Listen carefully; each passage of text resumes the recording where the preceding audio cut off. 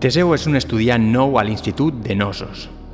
Tan aviat es planta a l'exterior de l'edifici, es troba amb centenars d'alumnes arribats de tots els racons de la ciutat. Només del seu curs ja són 5 classes diferents. La porta d'accés al recinte està formada per una enorme reixa de ferro. A l'hora en punt s'obre automàticament i tothom hi entra. Accedeixen al pati on fan fileres per cursos tan llargues que Teseu no pot veure el final. Aixeca el cap i la façana s'eleva formant una torre de pisos alta com un edifici de Nova York. Intenta comptar-los, però de seguida li fa mal el coll d'estirar-lo al cel. Poc després arriba un conserge i acompanya la seva filera cap a dintre. Travessen passadissos tan llargs que es recargolen i formen un laberint. A cada lateral hi ha milers de portes per accedir a les aules. Ja dintre de la seva classe, el conserge marxa i cada alumne va ocupant el seu lloc. Sent alguns nois i noies fent xivarri corrent entre les taules, amunt i avall. Són els típics graciosos que els encanta donar la nota. Quan arriba el professor, tothom s'asseu i comença la classe de cultura clàssica. Alguns dels alumnes continuen parlant i molestant a la resta, fins que el professor s'enfada i els posa una incidència. Poc després arriba el director, el senyor Minos, i s'emporta a un d'ells. Es fa un silenci sepulcral i la classe continua. Teseu nota que l'ambient s'ha enrarit. Ningú parla. Ningú mira al seu voltant. Tothom roman amb el cap cot. Només és un càstig, pense. Segurament han anat al despatx del senyor Minos i allà li donarà un sermó. Tot i així decideix preguntar a la noia que s'asseu al costat, però ella li contesta: «Xxt, vols fer que se'ns emportin?» «Emportin? On?», replica Teseu. «On vols que sigui? A l'aula del Minotaure. Ningú no ha tornat d'allà», diu la noia. «Què és l'aula del Minotaure?» «És la sala on porten els alumnes que es porten malament. Diuen que hi habita una bèstia ferotge, meitat persona, meitat bou». «Això no és veritat, i t'ho demostraré. Aniré a aquella aula i tornaré». «No ho facis, la bèstia et menjarà». «Doncs la derrotaré», contesta Teseu. «Encara que la derrotis, ningú sap on és aquella aula i segurament et perdis quan vulguis tornar. Aquest edifici és un laberint construït per l'arquitecte Dèdal i és impossible de sortir sense un mapa». «Tu, el nou, Teseu! T'he escoltat com molestaves a l'Ariadna, així que t'acabo de posar una incidència. Espera en silenci a que arribi a buscar-te el director Minos». Mentre Teseu espera en silenci, decidit a acabar amb la bèstia i tornar, rep una nota de la noia, l'Ariadna. A la nota hi posa: «Agafa aquest cabdell de fil d'or. He lligat l'extrem al peu del pupitre. A mesura que vagis avançant hauràs de deixar anar el fil. Quan trobis l'aula del Minotaure i vulguis tornar, enrotlla'l per trobar la sortida».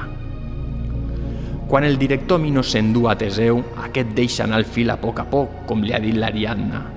El director és un home seriós que les bronca dient que en aquell institut s'obren estudiants i que, per tant, no està disposat a tenir cap alumne nou amb comportaments inadequats. Travessen metres i metres de passadissos llargs, pugen escales i tornen a travessar passadissos amb més aules, i així durant llargs minuts que semblen inacabables. Arriben a la part més alta de l'edifici. Teseu pot sentir la respiració profunda i esgarrifosa d'una bèstia inhumana que arriba de l'última aula. Se l'eriça tota la pell. El director l'empenya dintre de l'aula i tanca la porta amb clau.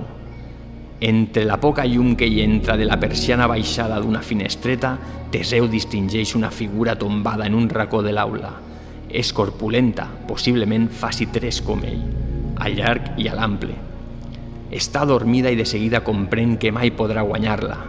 Agafa el mòbil i mira d'il·luminar aquella bèstia. No és cap animal mitològic, simplement és una persona adulta que porta massa temps tancada dintre d'aquella aula. El seu aspecte és desgarbat i brut i els cabells i la barba li pengen i li oculten el rostre. Vesteix un antic uniforme de l'escola que ja li queda petit. Té una xapa amb la inscripció del seu nom, Albert Minos.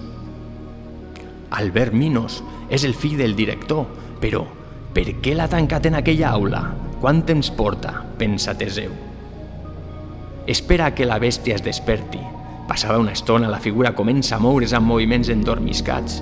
S'estira i mira sorprès la figura de Teseu, que roman tranquil davant seu. «Hola, Albert», saluda Teseu. El Minotaure sembla confós. «No et faig por? I com és que m'has dit pel meu nom real?»